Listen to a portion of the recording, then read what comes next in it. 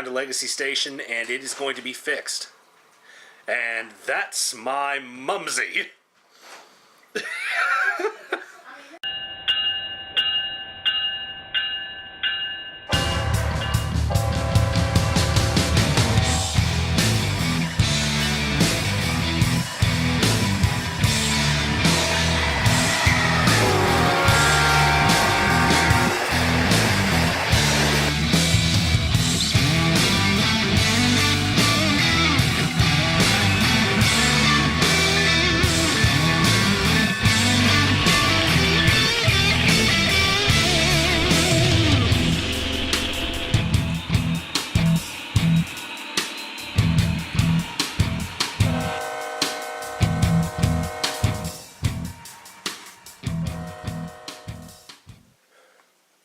Hey guys, it's ravenhawk6910 reporting once again with On the Road episode 11.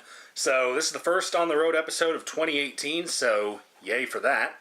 So just wanted to take a few minutes to talk to you guys about some stuff that I got. Mainly some gifts that I got from some of my co-workers, actually, believe it or not, surprisingly. But right now we're at my mom's house. I'm visiting her for the week, so yay for that, once again. So let's just go ahead and jump right into it. These first few items I got from co-workers of mine as sort of late Christmas presents. And the first one's right here. This one's, it's really funny. It's really appropriate, but it's a Hallmark Thomas the Tank Engine ornament. And I got this from my friend Charlene, who works with me.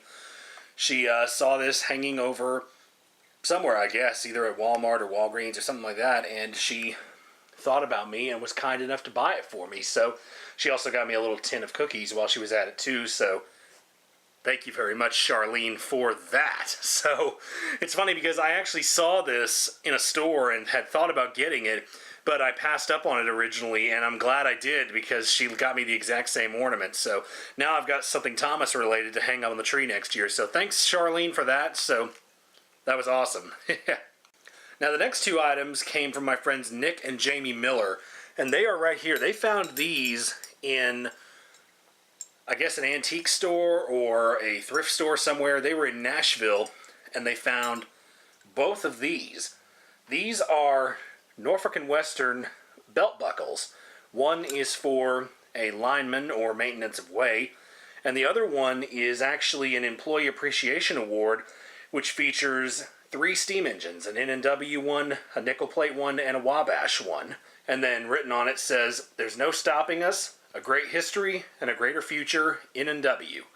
So yeah, these are really, really neat. So I just wanted to give a shout out to my friends and co-workers, really, because this honestly has never happened. You know, I've never had people at my job think of me and been kind enough to give me little railroad gifts like this. So it's really, really touching when something like that happens. So I just wanted to give a shout out to my awesome friends, and thank you guys very much for thinking about me. It really just made me so happy that you guys gave me that. I've just been smiling from ear to ear ever since that happened. So thanks, Charlene, for the Thomas ornament, and thanks, Nick and Jamie, for the 2 Norfolk & Western belts. They are great additions to my memorabilia collection.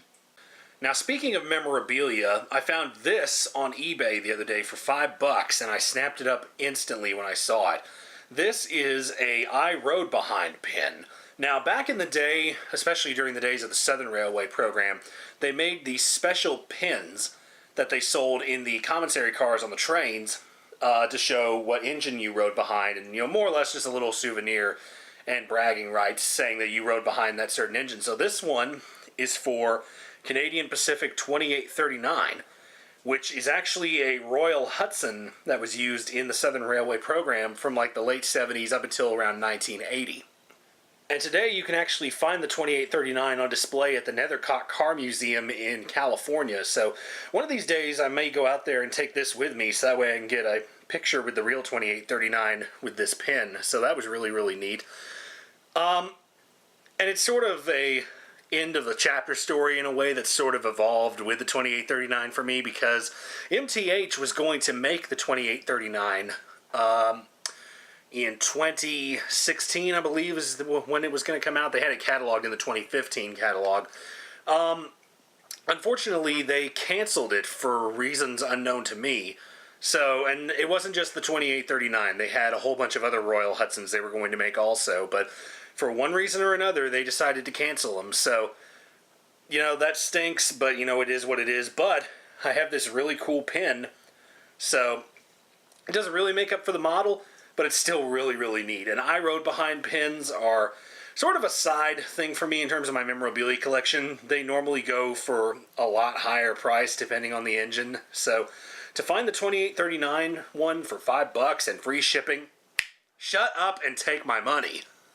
Now, I don't have these next items with me. They're actually back in Rocky Face, but there's a whole bunch of I Rode Behind pins that I got recently from the Tennessee Valley Railroad Museum, so I'm just going to give you a quick snapshot of what those look like, and they're really, really cool. They actually found them upstairs in the attic at the Grand Junction Depot in a shoebox, so there's a whole bunch of them there. I got 3 for one of the Alco RSD1s, the 8669. There's one for the Baldwin VO 1000 number 36, that is in NC and St. L colors. I got one for the 630, the 610, and also got one for the Downtown Aero also. So if you want to get any of these for yourself, right now TVRM is actually selling these buttons in the gift shop at the Grand Junction Depot for $1 a piece. So go down there and give TVRM some support, ride the train while you're at it, and get yourself a button to go along with it, a vintage button at that. So a piece of TVRM history. So here's a picture of what those look like.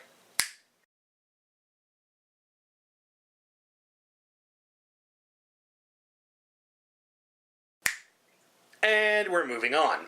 Now, in the last video that I uploaded yesterday, y'all may have noticed, my Triclops SD60M is here from Lionel. So, very happy to get this engine at last, especially since I wasn't able to get it a couple weeks ago because of the weather and job requirements. So I wasn't able to get down to Atlanta to get it. So, very happy to get the 6815.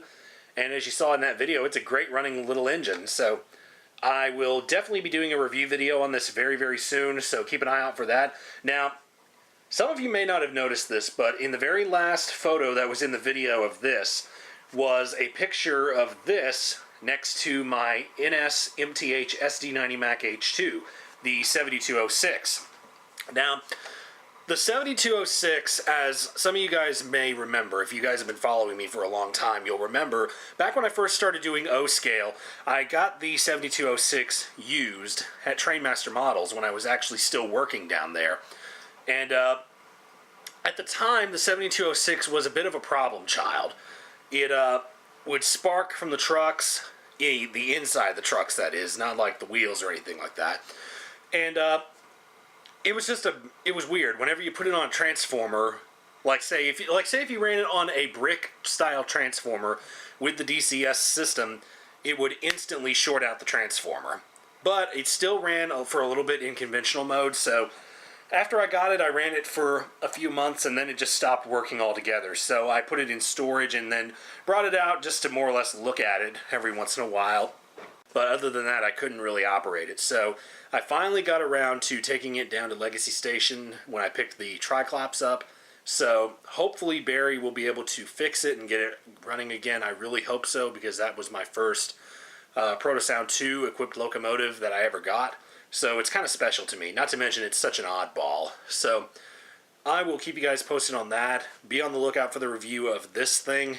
And I will see you guys on the road in the next episode. This is ravenhawk6910 signing off.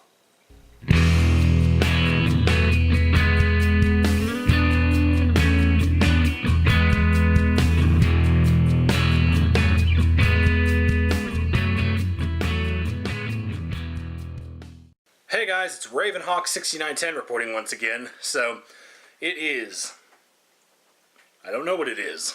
Do you know what it is? I don't know.